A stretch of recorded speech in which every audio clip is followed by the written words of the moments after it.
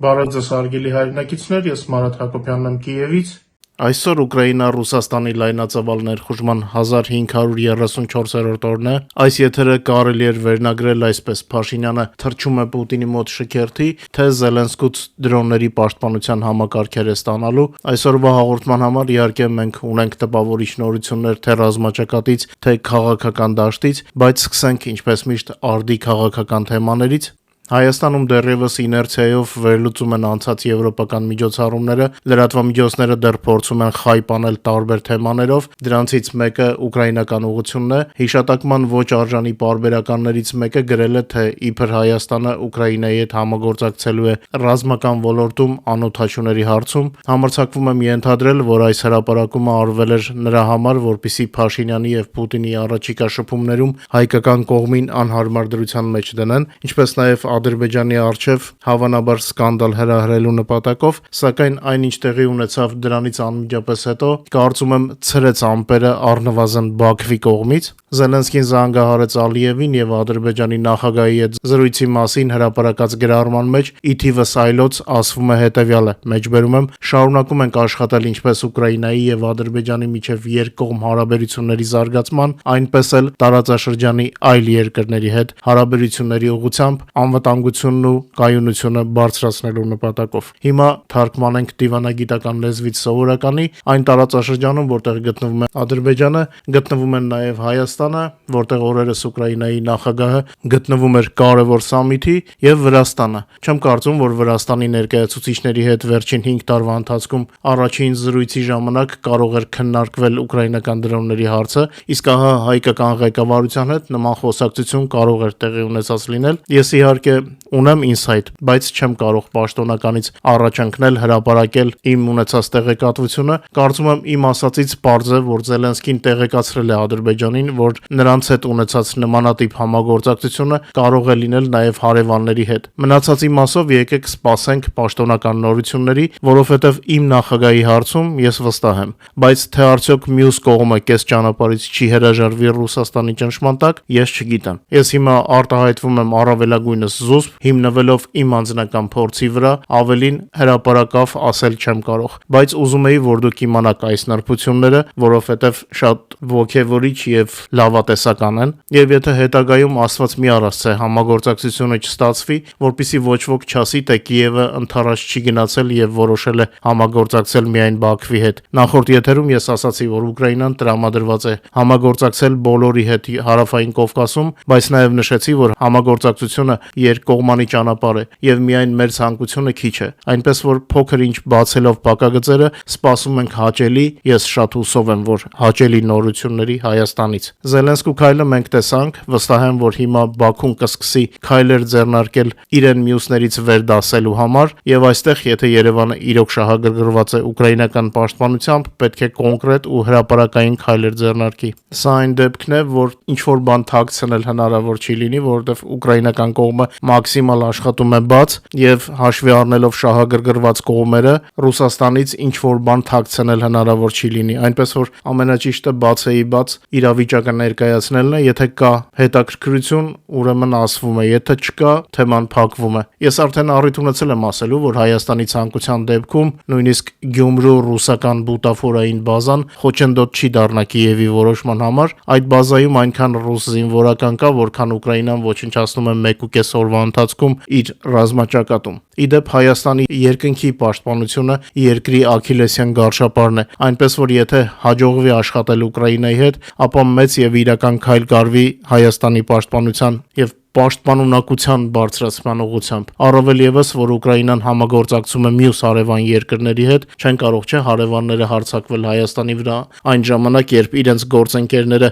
պաշտպանելիս լինեն մեր հայրենիքը։ Տարածաշրջանից առայժմ դուրս է մնում Իրանը, բայց կարծում եմ, որ այդ հարցը շուտով կկորցնի իր արդիականությունը տվյալ համատեքստում։ Դեռ այս մասին էլ ավելին չասեմ, մոտակա ժամանակներս մի քիչ ավելի པարզ կլինի, իսկ ակնհայտ է, որ իրավիճակը, որ կա Ամերիկայի եւ Իրանի միջև հավերժ այսպես տևել չի կարող։ Իրանի ժամանակը սուղ է, Դե վերագրյալից հետևում է, որ Պուտինը հրավիրել է Փաշինյանին Մոսկվա, իսկ թե կգնա Հայաստանի վարչապետը թե ոչ, մենք շուտով կիմանանք։ Իդեպ շքերթի մասին Ուկրաինան պատճառ չի տեսնում պահպանելու Ռուսաստանի առաջարկած զինադադարը մայիսի 8-ից 9-ին այն բանից հետո, երբ ագրեսոր երկիրը բազմիցս խախտել է Կիևի հայտարարած հրադադարը մայիսի 6-ից սկսած։ Այս մասին գրում է Kyiv Independent-ը, հղում անելով ուկրաինացի անանուն պաշտոնյայի խոսքերին, մեջբերեմ մենք պարզապես իմաստ չենք տեսնում, ասել է պարբերականի զրուցակիցը։ Միևնույն ժամանակ Գերագույն Ռադայի արտաքին գործերի հանձնաժողովի նախագահ Ալեքսանդր Մերեշկոն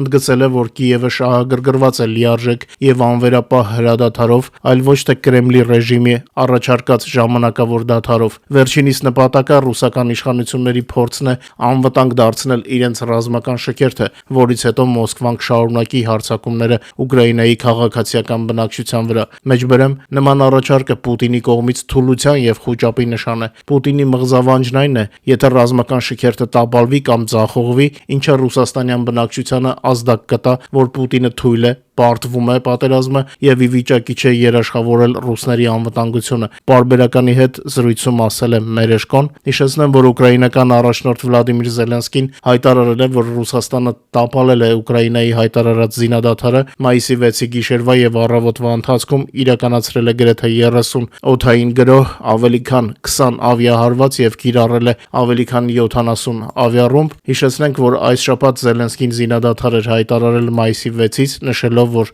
ուկրաինացի զինվորականները կպատասխանեն, եթե օկուպանտները խախտեն այն։ Պուտինը իր հերթին մինչ այդ հայտարարել էր մայիսի 8-ից 9-ի զինադադարի մասին եւ սպառնացել էր հարվածել Կիևի կենտրոնին, եթե Ուկրաինան ձախողի ռուսական շքերթը։ Դե առնվազն վերը նշվածից հետևում է, որ մայիսի 9-ին Մոսկվայում անվտանգ չի լինելու։ Համենայն դեպս մեր հաղորդման թողարկման պահին այդպիսի վիճակ է, թե ինչ կլինի հետո կիմանանք եւ կտեղեկացնենք ձեզ։ Ընդհանրապես վատ չէր լինի իմանալ, որ Ուկրաինան զգալիորեն ընդլայնել է իր հեռահար դրոնների հնարավորությունները, որոնք այժմ ընդունակ են խոցել օբյեկտները Ռուսաստանի տարածքում մինչև 2000 կիլոմետր հեռավորության վրա։ Միջազգային վերլուծաբանների գնահատականներով հասանելիության գոտում հայտնվել է Ռուսաստանի տարածքի քառորդը, ընդ որում հարձակումները ավելի ու ավելի հաճախ են տեղի ունենում ոչ միայն ռազմաճակատի մոտակայքում, այլև խորը թիկունքում, ներառյալ Ուրալի շրջանները, որոնք նախկինում համարվում էին մարտական գործողություններից հեռու գտնվող տարածքներ։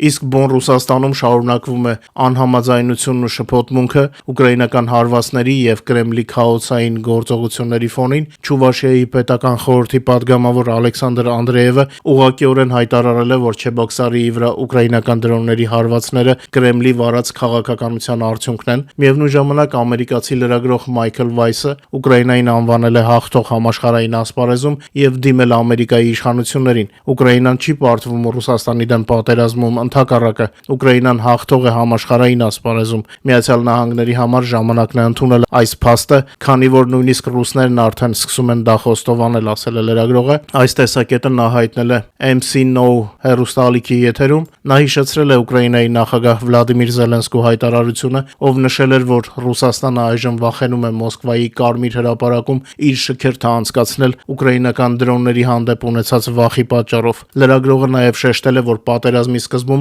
Կրեմլը հույս ուներ արագ գրավել Կիևը։ Մեջբերեմ, իսկ չէ որ ի սկզբանե այս հակամարտությունը պետք է տևեր 3 օր, եւ արդեն 2 շաբաթ անց ռուսական զորքերն ու շարասյունները պետք է լինեին Լեհաստանի սահմանում։ Սա այլ բան չէ, քան իրադարձությունների ապշեցուցիչ ընթացք։ Սա զարգացում է, որը վերլուծական հանրույթում շատ քչերն էին կանխատեսել, ասել է Վայսը։ Մինչդեռ Ֆրանսիայի արտգործնախարար Ժան-Նոել Բարոն X-ի իր էջում նշել է, որ ապրիլի արդյունքներով ռուսական օկուպացիոն զորքերը ստիպված են եղել Ուկրաինայում նահանջել շուրջ 120 քառակուսի կիլոմետր տարածքից։ Արտաքին քաղաքական գերատեսչության ղեկավարը ուշադրություն է հրավիրել այն փաստի վրա, որ դա տեղի է ունեցել վերջին 3 տարվա ընթացքում առաջին անգամ։ Բացի այդ, նախարարը մատնանշել է քաոսի մեջ ընկղմվող ռուսական տնտեսությունը։ Մեջբերեմ, չափազանց կարևոր է, որ Կրեմլը բացի աչքերը սեփական խողման վրա եւ վերջ դնի այս չարթարացված ու կործանարար ագրեսիվ պատերազմին, հավելել է Բարոն։ Հարևաններից խոսենք,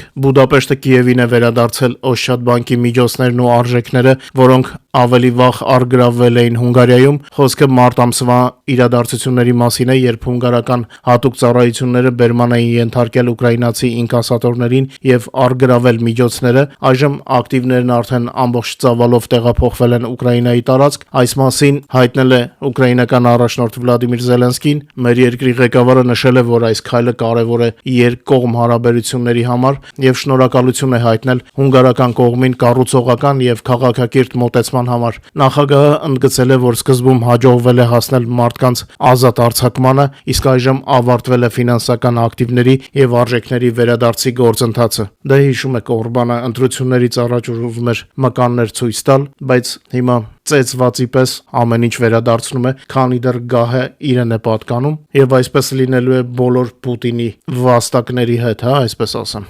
Չափազանց կարևոր լուրեր մարտի դաշտից Պաշտպանության նախարար Ֆյոդորովը հայտարարել է ապրիլ ամսվա ընթացքում ռուսական բանակի 35203 ոչնչացված եւ ծանր վիրավորված զինծառայողների մասին։ Մեկ ամսվա ընթացքում 20+ կիլոմետր հեռավորության վրա հասցվող հարվածները մարտի համեմատ կրկնապատկվել են ըստ նախարարի։ Ուկրաինայի զինված ուժերի նպատակն է ռուսական կորուստները հասցնել ամսական 50,000-ի։ Ես իմ կողմից նշեմ, որ խոսքը Պուտինյան բանակի անդառնալի կորուստների մասին է, без возвратный է։ Եթե հիշում եք, ես նախորդ եթերում ասացի ապրիլին ավելի քան 32,000 ոչնչացված օկուպանտների մասին, իսկ մինիստրի ասած 35,203-ը դա ընդհանուր այսպես կոչված անդառնալի կորուստներն են, նույնիսկ եթե օկուպանտը ողջ է մնացել, բայց համաձայն այս տվյալների նա արդեն կորցրել է վերջույթները եւ պիտանի չէ ռազմաճակատ վերադառնալու համար, նրանց անվանում են անդառնալի կորուստներ, այսինքն դասվում են զոհվածների շարքին,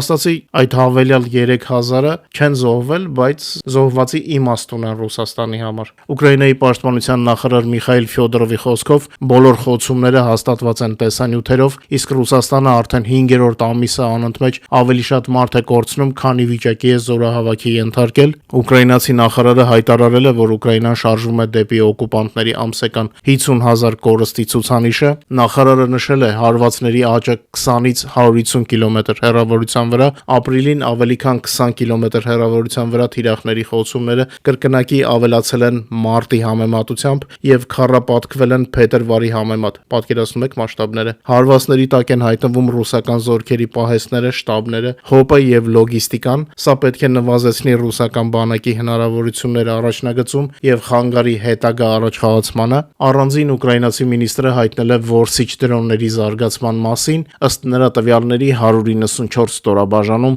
արդեն իսկ ունեն հաստատված խոցված շահեդներ, նաև ապրիլին ուկրաինական ցամաքային ռոբոտացված համակարգերը կատարել են 10,281 լոգիստիկ եւ տարհանման առաքելություն, օրական միջինը 367, իրոք բազմազան խնդիրներ են լուծում ռոբոտները, լոգիստիկայի լուրջ հարցեր են լուծում, տարհանման առաքելությունները զինվորների փոփոխությունն է դիրքերում, վիրավորների դուրսբերումը մարտի դաշտից, հաճախ նաև քաղաքացիական բնակչության սովորական տարհանումը հակառակորդի կրակի տակից։ Կիևը շեշտը դնում է ռուսական բանակի համակարգված հյուծման վրա, ինչը մատնանշում են միջազգային մասնագետները։ Իրանում ընթացող պատերազմի ֆոնին Արաբական Էմիրությունները ստեղծում են նոր ներդրումային գործիք ուղղված պաշտպանությանը։ Նրանք մտադիր են մեծացնել համագործակցությունը զենք արտադրող համաշխարհային ընկերությունների, այդ թվում Ուկրաինայի հետ։ Այս մասին գրում է Bloomberg-ը, հղում անելով իրազեկ աղբյուրներին։ Աբու Դաբին նոր նախագծի օգնությամբ մտադիր է գնել բաժնեմասեր պաշտպանական ընկերություններում ողջ աշխարհում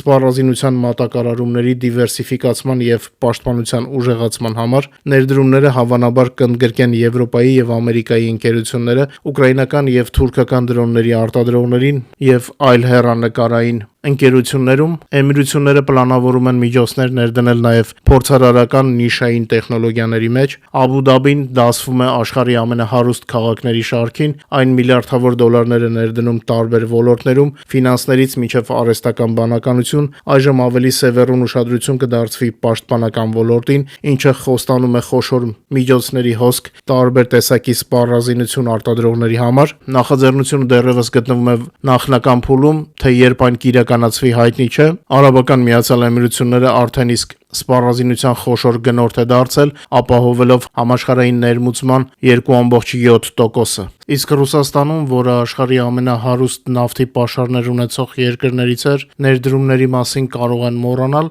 Իդեպ Իրանի պատերազմը եւս քիչ օգնեց Ռուսաստանին, բյուջեն նավթից ստացել է 10 անգամ պակաս եկամուտ, քան նախատեսվում էր։ Ռուսաստանի բյուջեի դեֆիցիտը առաջին եռամսյակում արդեն գերազանցել է ողջ 26 թվականի պլանը, չնայած նավթի 1 բարելի դիմաց $77 գնին, լրացուցիչ եկամուտները խորհրդանշական են ստացվել։ Ռուսական բյուջեն գրեթե չի զգացել նավթի գների աճի էֆեկտը, որն առաջացել էր Իրանի դեմ Ամերիկայի եւ Իսրայելի պատերազմի հետևանքով։ Ապրիլին նավթագազային եկամուտները բազային մակարդակից բարձր են եղել ընդամենը $278 միլիոն, վերլուծաբանները սպասում էին $3 միլիարդ ռազմական պարգևավճար, սակայն փաստացի ռուսական ֆինանսների նախարարությունը հայտնել է կանխատեսվածից 10 անգամ պակասի եկամուտի մասին։ Պատերազմը, որի միջոցով Կրեմլը հույս ուներ գումար վաստակել նավթի գների աճի հաշվին, բյուջեին փող չբերեց, ներքին շուկան կլանում է ողջ արժութային եկամուտը նավթ արդյունահանողներին տրվող դեմպֆերային վճարումների միջոցով, որպեսզի բենզինի գները վերջնականապես չքայքայեն ռուսական սպառողական անդորի մնացորդները, եւ չմոռանանք նաեւ նավթային ենթակառուցվածքներին հասցվող ուկրաինական ավելի հաճախացած հարվածների մասին։ Իդեպ շքերթի թեման չի իջնում մերձ կրեմլյան օրակարգից։ 26 թվականին Մոսկվայում մայիսի 9-ի շքերթը կանցնի առանց մի շարք օտարերկրյա առաջնորդների, ովքեր Ռուսաստանի մայրաքաղաքում էին, օրինակ նախորդ տարի։ Ռուս դիկտատոր Պուտինը ստիպված է Կրեմլի գլխավոր քարոզչական միջոցառումը անցկացնել գրեթե լիակատար մենության մեջ, ինչպես նաեւ զգալիորեն փոխել դրա ձևաչափը։ Ուկրաինայի դեմ սանձազերծված պատերազմի հետևանքների պատճառով խոսքը մայիսի 9-ին զինվորական շքերթի մասին է, որն ամեն տարի այցելում են ավելի ու ավելի քիչ թվով օտարերկրյա առաջնորդներ, նույնիսկ Պուտինի այսպես կոչված բարեկամների մեծ մասը այժմ արհամարհում է այս իրադարձությունը, մինչդեռ մոսկվացիները մի քանի անհարմար հայտարարություններ են արել Կրեմլի հասցեին, պատասխանելով մայիսի 9-ի շքերթի ձևաչափի փոփոխության մասին։ Ուկրաինական հարձակումների վախից Մոսկվայի Կարմիր հրապարակով ռազմական տեխնիկայի անցման չեղարկումը վերջին օրերին ամենակննարկվող թեմաներից է։ Շատ վերլուծաբաններ նշում են, որ Կրեմլի նման քայլը վկայում է ռուս դիկտատոր Պուտինի թուլության մասին։ Նրանց հետ համամիտ են նաև որոշ շարքային մոսկվացիներ, ովքեր Ռուսաստանի մայրաքաղաքի փողոցներում պատասխանել են սոտա նախագծի լրագրողների հարցերին։ Մոսկվայի մի շարք բնակիչներ տեսախցիկի առաջ ուղղակիորեն հայտարարել են բոլոր ճակատներում Ռուսաստանի պարտության եւ միջոցառման անիմաստության մասին։ Շվեդ քաղաքական գործիչ եւ դիվանագետ Կարլ Բիլտը կարծում է, որ Պուտինի շրջապատում գրեթե չեն մնացել մարդիկ,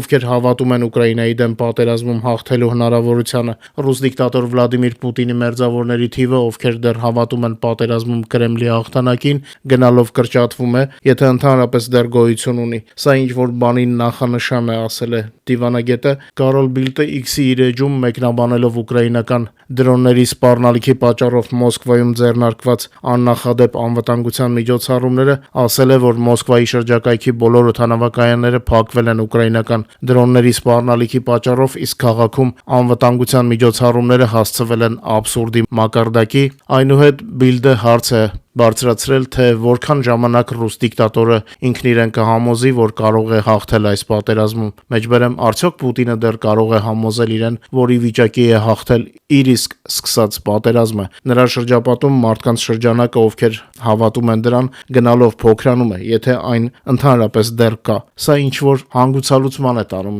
ակնարկել է շվեդ դիվանագետը։ Մինչդեռ Տելեգրաֆը նշում է, որ Պուտինի պահպանությունը դիմել է արմատական քայլերի մահափորձի սպառնալիքի պատճառով։ Կրեմլում սահմանվել են տոտալ վերահսկողություն Պուտինի շրջապատի նկատմամբ։ Ըստ Տելեգրաֆի աշխատակիցներին արգելված է ունենալ ինտերնետ հասանելիությամբ սարքեր եւ բջջային հեռախոսներ։ Կրեմլի այցելուները այժմ անցնում են ստուգման 2 փուլ, իսկ խոհարարների, թիկնապահների եւ լուսանկարիչների տներում տեղադրվել են տեսահսկման համակարգեր։ Անվտանգության այս միջոցները տեղավորվում են ընդհանուր պատկերի մեջ։ Financial Times-ը հայտնում է, որ Պուտինը ավելի շատ ժամանակ է անցկացնում ստորգետնյա բունկերներում։ Եվրոպական հետախուզությունը արձանագրում է Սերգեյ Շոյգուի մասնակցությամբ պետական հեղաշրջման ռիսկը։ Ճիշտ ասած, ես անձամբ Շոյգուի առումով չեմ կիսում կարծիքը, բայց եվրոպացիները կարծես հաստատուն են իրենց կարծիքում։ Washington Post-ը գրում է Կիրիենկոյի եւ ՖՍԲ-ի երկրորդ ծառայության միջև հակամարտության մասին կապված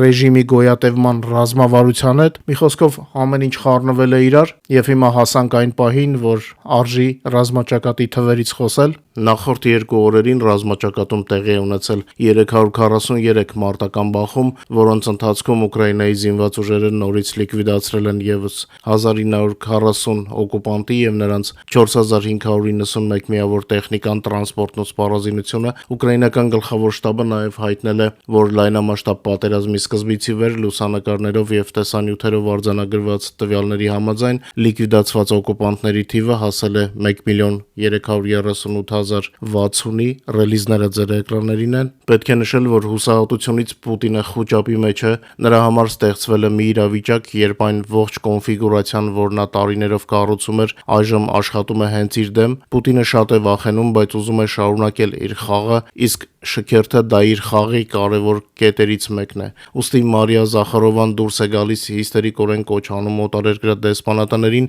լքել Կիևը իբր պատրաստվող ռուսական հարվածի պատճառով։ Ասեք, որ կյանքը ճակերտավոր ուրախ է անցնում։ 3 օրվա պատերազմը, որ նրանք պատրաստվում էին վարել Ուկրաինայի դեմ, 5-րդ տարում ռուսները պատասխանից են խոսում։ Այս շարքից է նաև Կամչատկայում այն հրթիռների փորձարկման փորձը, որոնք իբր կարող են միջուկային մարտագլխիկ կրել։ Այս ամենը Ուկրաինային եւ Արևմուտքին վախեցնելու փորձեր են։ Այս համակցության մասն են կազմում նաև ռուսական դրոնների ներխուժումը Լատվիայի եւ հարվածը նավթամբարին։ Սա արդեն ՆԱՏՕ-ին վախեցնելու փորձ է։ Պուտինը ուզում է իրեն ցույց տալ անկանխատեսելի եւ վճռական, բայց նրա ռեսուրսները քիչ են։ Նրանց համար, ովքեր կարող են ողջևորվել կամ վախենալ Ռուսաստանի միջուկային սպառնալիքներից, թե իբր նրանք ունեն ամենամեծ պոտենցիալը, մի փոքր մանրամասնեմ, միջուկային զենքը սպասարկման կարիք ունի եւ կարիք ունի ամենօրյա սպասարկման, եւ դա պետք է անեն մասնագետները, որոնք Ռուսաստանում, եթե այսպես մեղմ ձևակերպեմ,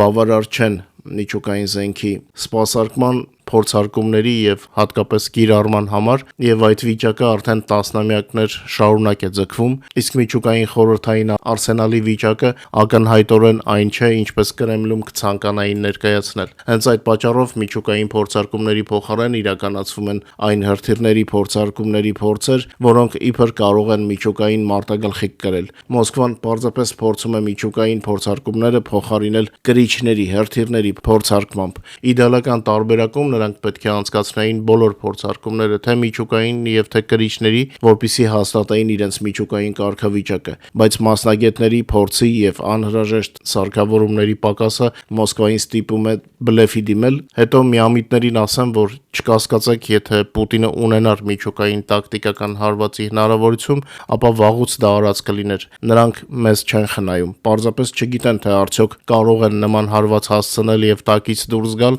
առանց հենց իրենց ավելի վնասելու, թե ոչ։ Եթե Ռուսաստանը մանկապարտեզներին է հարվածում, ինչպես օրերս Սումիի մարզում, ապա մտածել, որ նրանք կարող են մեզ խնայել, սա միամտություն է։ Եթե ունենային հնարավորություն հարվածելու, ապա վաղուց արդեն հարվածել էին։ Նախքան մեր եթերը շարունակելը, հիշեցնեմ ձեզ, որպիսի ովքեր դեռ չեն օգտվել YouTube-ի գործիքներից օգնելու մեր հաղորդման տարածմանը, անպայման դա արեք, խնդրում եմ դրեք լայքեր եւ եթե հնարավոր է տարածեք սոցիալական ցանցերում։ Իսկ ես իմ շնորհակալությունն եմ հայտնում ձեր ամենօրյա աջակցության համար։ Տեսնում եմ, որ իրոք շատ ակտիվ լայքում եք, ինչի համար շատ շնորհակալ եմ։ Տեսնում եմ նաեւ տարածումները, շատ շնորհակալ եմ ձեզ, խնդրում եմ այդպես էլ շարունակեք։ 3 մայիսի 6-ին ամերիկյան Super Hornet կործանիչը գրոհել է մի տանկեր, որը փորձում էր ճեղքել ծովային շրջափակումը եւ մտնել Իրանի նավահանգիստ։ Նավը այլևս չի շարժվում դեպի իրանական նավահանգիստ, այս մասին հայտնել է ամերիկյան զինված ուժերի կենտրոնական հրամանատարությունը, որը պատասխանատու է Մերձավոր Արևելքի համար։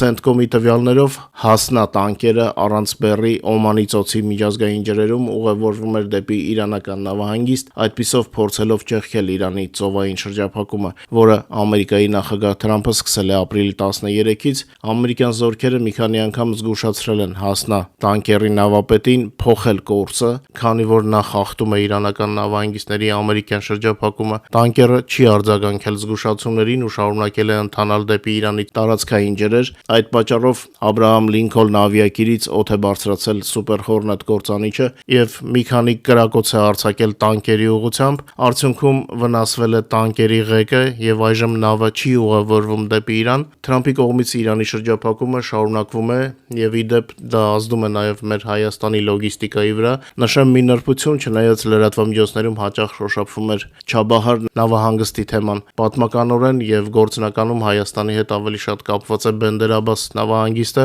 մինչդեռ Չաբահարը հանդիսանում է հեռանկարային ռազմավարական հանգույց, որը Հայաստանը նոր էր փորձում յուրացնել։ Իրանի հարավում գտնվող Բանդար Աբբաս նավահանգիստը առանցքային դեր է խաղում Հայաստանի լոգիստիկայում, ապահովելով ելք դեպի Պարսից ծոց, Հնդկական օվկիանոս եւ Ասիայի երկրներ։ Երևանի համար սա ռազմավարական տարանցիկ հանգույց է, որով անցնում էին ապրանքները։ Չնայած լոգիստիկ բարդությունների պատճառով Բեռնահոսքի մի մասը վերակողմնորոշվել է դեպի վրացական նավահանգիստներ, օրինակ Փոթի, Իրանի շրջափակումը ցավոք շարունակում է ազդել նաեւ Հայաստանի լոգիստիկայի վրա։ Միևնույն ժամանակ Ալ Արաբիան հաղորդում է, որ Իրանն ու Ամերիկան պայմանավորվածություններ են ձեռք բերել Իրանի ծովային շրջափակումը մեղմելու վերաբերյալ Հորմուզի նեղուցում նավագնացության աստիճանական վերականգնման դիմաց, կարծես սենսացիոն լուր է, մեջբերեմ հեռուստաալիքի խոսքերը, ձեռք են բերվել պայմանավորվածություններ շրջափակման մեղմացման վերաբերյալ Հորմուզի նեղուցի աստիճանական բացման դիմաց, պնդում են ալիքի զրուցակիցները։ Ըստ նրանց տվյալների այժմ հարցի շուրջ վարվում են ինտենսիվ շփումներ եւ առաջիկա ժամերին սպասվում է բեկում նեղուցում արգելափակված նավերի խնդրի լուծման գործում։ Համաձայն եք, որ ամեն ինչ շատ ինտրիգային տեսք ունի։ Ալիքի զրուցակիցների տեղեկատվություններով Ամերիկայի նախագահ Թրամփը նաեւ իրանական կողմից պահանջել է առավելագույնս արագ պատասխանել դեէսկալացիայի վերաբերյալ ամերիկյան առաջարկին, հիմնվելով 26 թվականի մայիսի սկզբի վերջին հաղորդագրությունների վրա ծովային շրջափակումը մեղմելու եւ Հորմուզի նեղուցը բացելու վերաբերյալ Իրանի եւ Ամերիկայի միջև նախապատրաստվող գործարքի մասին տեղեկատվությունը բավականին հավաստի տեսք ունի, որպես նախնական համաձայնագիր, հուշագիր, ուղղված սուր հակամարտության դեէսկալացիային։ Ըստ Ալ Արաբիայի եւ Աքսիոսի տվյալների 26 թվականի մայիսին կողմերը գործարքին ամենամոտն են գտնվում ակտիվ ռազմական գործողությունների մեկնարկից ի վեր։ Ստացվում է, որ Ամերիկան իր պատասխան շրջափակմամբ ստիպեց Իրանին գնալ զիջումների եւ Հորմուզի շրջափակումը, որը համարվում էր Իրանի զենքը, դարձավ Ամերիկայի կողմից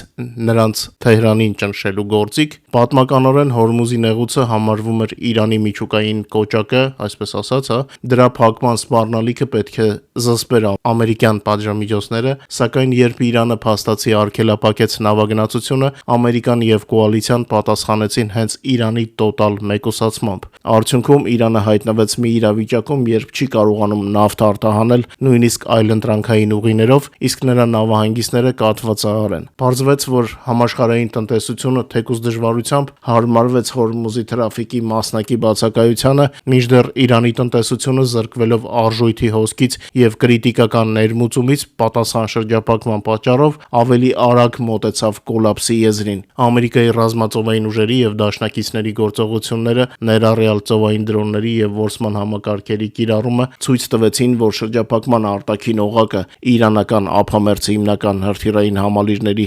հասանելիության գոտուց դուրս պահելը լիովին իրատեսական է։ Իրանի համար նեղուցի շրջափակումը իմաստ ուներ որպես սպառնալիք, բայց երբ այն դարձավ իրականություն, Իրանը կորցրեց քաղաքական շանտաժի այդ գործիքը, քանի որ վատթարագույնը արդեն տեղի էր ունեցել եւ Ամերիկան անցավ Իրանին հյուծման ռազմավարությանը։ Այսպիսով Թեհրանը բախվեց այն իրողության հետ, որ իրենց ուլտիմատիվ զենքը հանգեցրեց ինքնաշրջափակման։ Այն պայմանավորվածությունները, որոնք այժմ քննարկվում են ըստ էության, Իրանի փորձն են իրենց իսկ ստեղծած ճգնաժամի դադարեցումը փոխանակել այն օղակի թուլացման հետ, որը Ամերիկան սեղմում է Իրանի վզին։ Բայց ես կոչ կանեի չշտապենք, թեև Իրանը քիչ ժամանակ ունի մինչև կոլապսը, բայց ըստ իմ հաշվարկների դեռ մի երկու շաբաթ նրանք կարող են քիթները վեր պահել ու ձևեր թափել։ Իրանական ռեժիմը ռեժիմի մնացորդների խնդիրն է հիմա սեփական պարտությունը ներկայացնել որպես հաղթանակ, տեսնենք թե ինչպես կստացվի կողմերի մոտ իրավիճակի հանգուցալուծումը։ Անցնենք հարվածներին։ Մայիսի 7-ի գիշերը այն բանից հետո, երբ մայիսի 6-ին ռուսական օկուպացիոն բանակը խախտեց լռության ռեժիմը, ուկրաինական դրոնները գրոհել են Ռուսաստանի մի շարք մարզեր, այդ թվում Մոսկվայի մարզի ռազմական եւ ռազմավարական օբյեկտները, հարվածի տակ է հայտնվել Նարոֆամինսկի արտադրյալ լոգիստիկ համալիրը։ Նարոֆամինսկի այս համալիրը շահագործման է հանձնվել 18 թվականին։ Այս օբյեկտը պատկանում է Ռուսաստանի պաշտպանության նախարարությանը։ Սա առաջին նմանատիպ օբյեկտն է Ռուսաստանի օկուպացիոն բանակի կառուցվածքում։ Լոգիստիկ համալիրը նախատեսված է ռուսական բանակում նյութատեխնիկական միջոցների պահպանման եւ բաշխման համար, այդ պատճառով այն հանդիսանում է օրինական թիրախ Ուկրաինայի զինված ուժերի համար։ Ուկրաինական դրոնների հարվածը Ռուսաստանի խոշորագույն ռազմական լոգիստիկ կենտրոնին տեղի է ունեցել այն բանից հետո, երբ ռուսական բանակը մայիսի 6-ին խախտեց լռության ռեժիմը, որը սահմանվել էր Ուկրաինայի նախագահ Վլադիմիր Զելենսկու նախաձեռնությամբ։ Ռուսաստանում չպահպանեցին զինադադարը, բայց սպառնում են հարվածել Կիևին, եթե Ուկրաինայի զինված ուժերը մայիսի 9-ին խանգարեն Մոսկվայի ռազմական շքերթին։ Հարվածները Ռուսաստանի թիրախներին եւ օկուպացված տարածքներին շարունակվում են եւ կարծում եմ մեր տելեգրամյան ալիքի բաժանորդները արդեն դիտել են բոլոր տեսանյութերը։ Նշեմ նաեւ, որ Ռուսաստանի խոշորագույն նավթավերամշակման գործարաններից մեկը Կիրիշի Նեֆտեորգ Սինթեզը դադարեցրել է վերամշակումը ուկրաինական դրոնների հարվածի պատճառով, ինչի մասին ես ձեզ հայտնել էի նախորդ եթերում։ Մայիսի 7-ի առավոտյան ուկրաինական հեռահար դրոնները թռել են ավելի քան 1500 կիլոմետր, որից հետո գրոհել են Ռուսաստանի Պերմի երկրամասի ռազմավարական օբյեկտները նույնպես։ Հարվածի տակ է հայտնվել Պերմի նավթամղիչ կայանը։ OSINT մասնագետները նշում են, որ մայիսի 7-ին ուկրաինական դրոնները Պերմում կրկնակի հարված են հասցրել Լուկոյլ ընկերության նավթավերամշակման գործարանին, որը վառելիք է մատակարարում ռուսական բանակին։ Այս ձեռնարկությունը կարող է տարեկան վերամշակել 12-ից 13 միլիոն տոննա հում նավթ, վերածելով այն բենզինի, դիզելային վառելիքի եւ ավիացիոն կերոսինի։ Ուկրաինայի պաշտպանության ուժերը մինչ այդ Պերմի Լուկոյլի գործարանին հարվածել էին ապրիլի 30-ին, իսկ ապրիլի 29-ին բարի դրոնները հարվածել էին Պերմի նավթամղիչ կայանին, որը սպասարկում են նավթի ամբարները եւ ապահովում դրա մղումը մայրուղային նավթամղով։ Դեռ Ուկրաինայի գենշտաբի արձագանքը չկա, սա ռազմական փորձագետների տվյալներն են եւ մեր տելեգրամյան կադրերը, ինչպես ասացի։ Ռուսները դժգոհում են նաեւ օկուպացված Ղրիմում եւ Բրյանսկի, Բելգրադի ու Կուրսկի սահմանամերձ շրջաններում ուկրաինական ծանր հարվածներից։ Ընդհանուր առմամբ ռուսները տագնապի մեջ են եղել նաեւ Տվերի եւ Մոսկվայի մարզերում, բացի այդ հրթիռային վտանգ է հայտարարվել Չեբոքսարիում, Կազանում, Նաբերեժնի Չելնիում եւ Սամարայում։ Դրոնները նկատվել 20 տարածաշրջանների եւ բռնակցված Ղրիմի երկնքում, ինչպես նաեւ Ազովի, Կասպից եւ Սև ծովերի ջրատարածքներում։ Գիշերը Ռոսավիացիան սահմանափակել է Մոսկվայի Վնուկովո օդանավակայանի, ինչպես նաեւ Կալուգայի, Գելենջիկի, Կրասնոդարի, Յարոսլավլի, Նիժնի Նովգրադի, Սարատովի, Պենզայի, Պսկովի, Իվանովոյի, Սոչիի, Տամբովի, Ուլյանովսկի, Սամարայի, Բուգուլմայի, Կազանի, Նիժնեկամսկի, Չեբոքսարի, Իժևսկի, Ուֆայի եւ Օրենբուրգի օդային դարպասների աշխատանքը։ Նաեւ Լենինգրադի մարզի մի շարք շրջաններում փակվել է օդային տարածքը, ինչը ազդել է Կալինինգրադի հետ հաղորդակցության երթուղիների վրա։ Պարզ է, որ ռուսական չկայացած հոպի պատճառով վնասվում են նաեւ բնակելի շենքեր, ավտոմեքենաներ եւ այլ ոչ միշտ ռազմական գույք, բայց սա պատերազմ է, մենք չենք սա սկսել, մեր լսարանը լավ գիտի։ Ընդհանրապես շատ տարօրինակ բաներ են կատարվում Ռուսաստանի եւ նրա օկուպացիոն բանակի հետ։ Տեղեկություն է հայտնվել, որ ռուսական բանակի հրամանատարությունը Պոկրովսկի գրոհի է նետում Պսկովյան դեսանտայիններին առանց հանդերձանքի։ Նրանց ոչնչացման կադրերը նույնպես առկա են մեր տելեգրամյան ալիքում։ Բոլորին հայտնի է, որ անկյուն քշված գազանը ավելի վտանգավոր է։ Հենց դա է տեղի ունենում Ռուսաստանի հետ, որն էլ ավելի է ուժգնացրել հարվածները Ուկրաինայի խաղաղ բնակիչների ուղղությամբ։ Ռուսաստանը շարունակում է հարվածներ հասցնել ուկրաինական շրջաններին, ավերելով բնակելի թաղամասերն ու ենթակառուցվածքները։ Զոհեր եւ վիրավորներ կան անցած օրվա ընթացքում Սումիի, Դնեպրոպետրովսկի եւ Դոնեցկի մարզերում։ Դրանից առաջ Զապորոժիեում շատ մարդիկ էին զոհվել։ Ուկրաինական ՀՕՊ-ը գիշերվա ընթացքում խոցել է թշնամու 92 դրոն, սակայն հիմնական ավերածությունները ռուսները հասցրել են սահմանամերձ շրջաններում կառավարվող ավիացիոն ռումբերի կիրառմամբ, այդ կապ կոչեցյալների,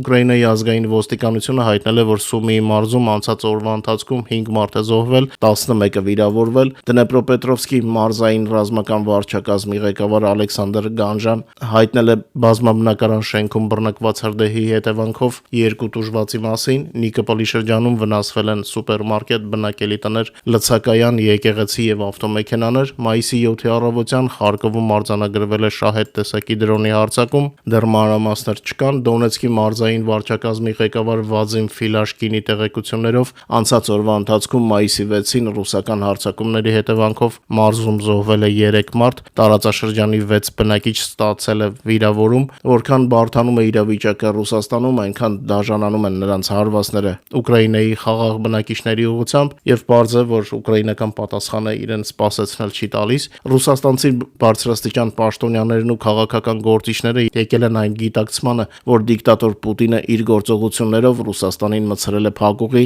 եւ հիմա պարզ չէ ինչ անել։ Այս մասին Էկոնոմիստ ամսագրի հոդվածում անանուն պայմանով պատմել է Ռուսաստանի կառավարության նախկին բարձրաստիճան պաշտոնյան։ Էկոնոմիստի հոդվածում ասվում է, որ Ռուսաստանում ավտորիտար ռեժիմը կարող է գոյատևել այնքան ժամանակ, քանի դեռ իշխանության ղեկին է դիկտատոր Պուտինը։ Դրանից հետո համակարգը անպայման փլուզվելու է, ինչը միայն ժամանակի հարց է։ Ճիշտ ասած, ես վստահ չեմ, բայց դեռ ցիտեցի ռուսաստանցի պաշտոնյային եւ հարգված լրատվականի հոդվածը, իսկ մինչ գա Պուտինի գնալու ժամանակը, եթե կարելի է այդպես ասել, մենք պետք է ավելի շատ հարվածենք եւ փորձենք հարվածենք Ռուսաստանին եւ փորձենք մաքսիմալ պաշտպանել մեր մարդկանց մարդակեր Պուտինի հարվածներից։ Դե Ռուսաստանի Պուտինին չաջակցող հայերն էլ թող իրենց հետևությունները անեն։ Հիշեք ինչ էր ասում ձեր դիկտատորը 14 թվականին, 22 թվականին եւ ինչ է աղաչում եւ միաժամանակ դեռ փորձում է ձևեր թափել այսօր։ Ինձ թվում է այս ամենը համադրելով